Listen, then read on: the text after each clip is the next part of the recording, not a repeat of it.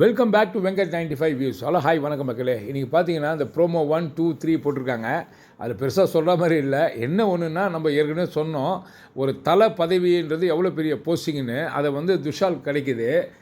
ஆனால் அதை ப்ராப்பராக பயன்படுத்தலைன்றதை நல்லா செம்மையாக ரோஸ்ட் பண்ணுவார். நீ எதுக்கு தான் வந்திருக்கிற, விளையாட வந்திருக்கிறியா? ஒரு கேப்டன் ஒரு பதவி கொடுத்தா, ஒரு தலைன்னு ஒரு பதவி, அதுக்கு ஏற்ற மாதிரி நீ நடந்துக்கணும். அது நீ ஒரு எக்ஸாம்பிளாக இருக்கணும். பார்த்தா நீயே நிறைய வாடி தூங்குற, மைக்கை ஒழுங்காக போட மாட்டுற.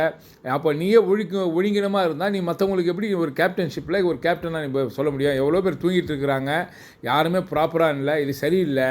துஷாலை வெளுத்து வாங்கினார் விஜய். அது உண்மையிலே பாராட்டத்தக்க விஷயம்.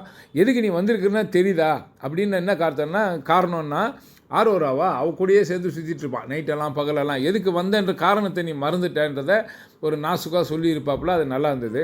அடுத்தது பார்த்தீங்கன்னா நாமினேஷன் தான். அந்த இன்றைக்கி யார் எலிமினேட் ஆவாங்கன்னு பார்த்தீங்கன்னா, ஓவரால் எல்லாம் கமருதீன் தான் சொல்லுவாங்க. ஆனால் இல்லை, அப்சரா தான் வெளியே போகிறாங்க. ஸோ அந்த ஒரு விஷயம் நடக்கும்.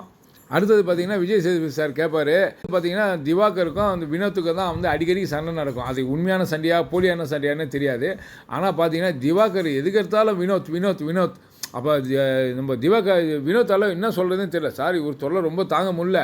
இதே ஸ்விம்மிங் பூல் கனரா இருந்ததுன்னா ஒரு 6-7 பேர் குச்சியை செத்து போயிருப்பாங்க. அந்த அளவுக்கு டார்ச்சர் பண்ணான் சார் இந்த மனுஷன். ஒரு மாதிரி ஒரு ஃபன் எடுத்துன்னு போயிருப்பார். ஸோ இப்படி தான் இந்த ப்ரோமோவில் காமிச்சிருப்பாங்க.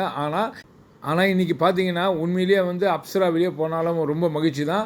அதேமாதிரி அந்த இவன் பாட்டுலாம் பாடிட்டுருப்பானே எஃப்ஜே வெளியே போனால் ரொம்ப நல்லாயிருக்கும். அதே மாதிரி அரோரா போனாலும் நல்லாயிருக்கும். ஆனால் அதெல்லாம் கண்டிக்க மாட்டாரான்னு தெரியல. இந்த முத்த காட்சிகள்லாம் பகிரங்கமாக சோஷியல் மீடியாவில் ரொம்ப பகிரப்படுது. எல்லோரும் பார்க்குறாங்க. இவங்க பெற்றவங்களாம் பார்த்துட்டு சும்மா இருப்பாங்களா? இதை நமக்கே இவ்வளோ இரிட்டேட்டாக இருக்க. இப்போ உள்ளே இருந்து பிக் பாஸ் பார்க்குறாரு. ஏன் விஜய் சேதுபதி சாருக்கு எல்லாம் தெரியும்.